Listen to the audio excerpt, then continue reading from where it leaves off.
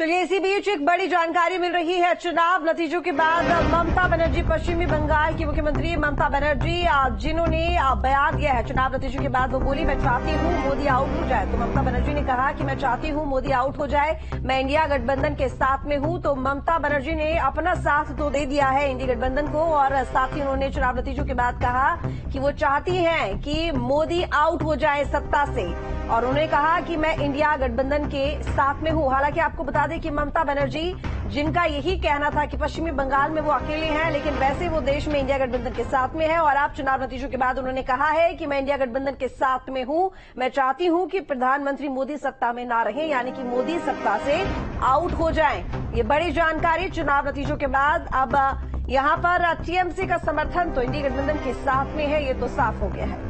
तो चलिए अब रुक करेंगे चर्चा की तरफ। तमाम मेहमान हमारे साथ लगातार बने हुए हैं, लेकिन एक बार कन्नौज का रुख कर लेते हैं। विनीत हमारे साथ वहां से जुड़े हुए हैं। विनीत, देखिए, कन्नौज में जो रिजल्ट आए हैं, परिणाम आए हैं, कहीं ना कहीं वो एक्सपेक्टेड था कि अखिलेश यादव वहां से जीत जाएंगे। जाहिर है कि पहली बार चुनाव उन्होंने वहां से लड़ा था, तो जनता का एक जुड़ाव है अखिलेश यादव से।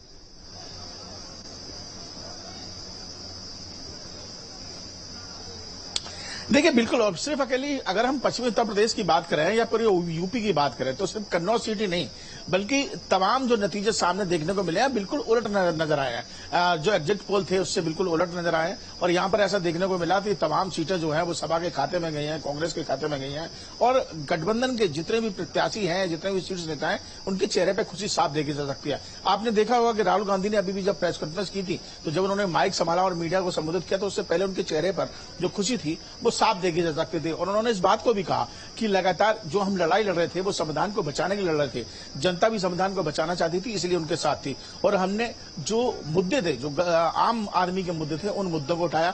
हम सब एक साथ हैं, अब एक साथ ही तय करेंगे कि आगे क्या कुछ रणनीति होगी। और यही वजह है कि उन्होंने दिल्ली से सीधा फोन अखिलेश यादव को मिलाया, और अखिलेश यादव अब यहां से सैफई से, क्योंकि वो सैफई में थे, और वहां से वो सीधे रवाना दिल्ली की तरफ हो गए हैं।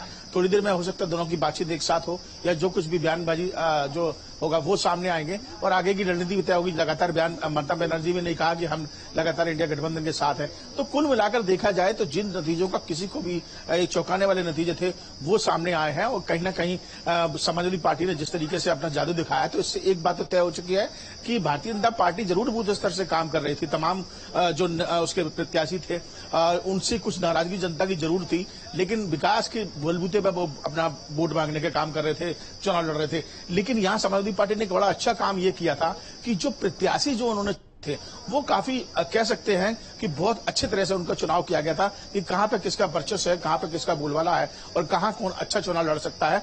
वो बड़ी अच्छी टेक्निक से उन्होंने इस रणनीति को किया, और तमाम जो चेहरे थे वो निकलकर सामने आए। जहां हमें उम्मीद भी नहीं थी, वहां पर भी भारतीय जनता पार्टी के तमाम मंत्री